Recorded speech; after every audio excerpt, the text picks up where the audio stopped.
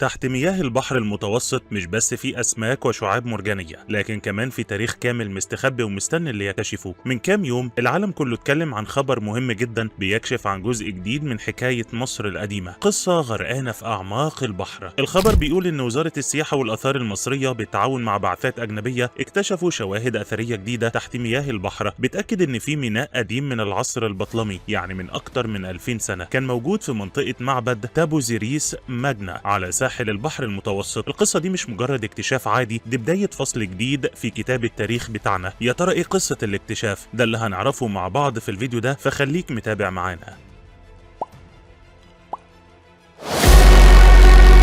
العلماء والخبراء اشتغلوا تحت المية واستخدموا أحدث الأجهزة علشان يمسحوا قاع البحر في المنطقة دي. النتيجة كانت مبهرة، لقوا ميناء كامل وكأنه متجمد في الزمن. الميناء ده كان محمي بحاجات طبيعية زي الشعاب المرجانية، وده بيخليه مكان مثالي للسفن. المفاجأة الأكبر كانت في اللي لقوه في الميناء ده. الغواصين طلعوا مراسي حجرية ومعدنية اللي هي الأنكر بتاع السفن بأحجام مختلفة، وده لوحده دليل قوي إن المكان ده كان فيه نشاط بحري ضخم. كل الحاجات دي بترجع للعصر البطلمي. وكمان لقوا كميات كبيرة من الأنفورات، ودي جرار فخار كبيرة كانت بتستخدم في العصور القديمة علشان يشيلوا فيها حاجات زي النبيذ أو الزيت. ده بيورينا إن المكان ده ما كانش مجرد ميناء، ده كان مركز تجاري مهم جدا في الوقت ده. والبحث كشف عن حاجة أغرب، إن الساحل القديم بتاع المنطقة دي كان بعيد عن الساحل الحالي بحوالي 4 كيلومتر، يعني شكل المنطقة دي اتغير بالكامل على مدار آلاف السنين.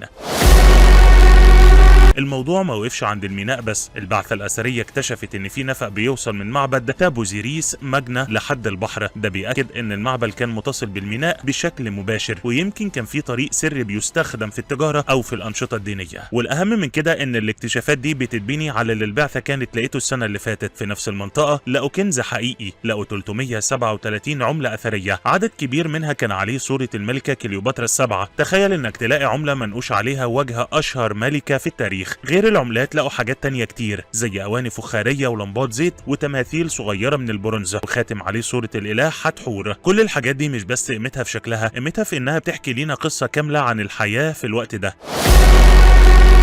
الاكتشاف ده مش بس خبر حلو، ده بيغير فكرتنا عن تاريخنا القديم. وزير السياحة والآثار أكد إن الكشف ده بيوري قد إيه مصر القديمة كان ليها عمق تاريخي وبحري كبير. سواحلنا ما كانتش مجرد أماكن سكن، دي كانت محاور استراتيجية للتواصل التجاري والثقافي مع العالم كله. الدكتور محمد إسماعيل خالد الأمين العام للمجلس الأعلى للآثار قال إن الكشف ده مهم جدا لعلم الآثار البحرية، لأن المصادر القديمة ما كانتش بتتكلم عن الميناء ده، وده بيأكد إن لسه في أسرار كتير مدفونة ومستخبية في أرضنا وبحرنا. اللي بيحصل دلوقتي هو إعادة كتابة جزء من تاريخ مصر. الاكتشاف ده بيورينا إننا كنا ولا زلنا مركز عالمي للنشاط البحري والتجاري من آلاف السنين. والأهم إن الأسرار لسه كتير والعملية مستمرة، وهنشوف كنوز تانية كتير هتطلع من تحت مياه البحر.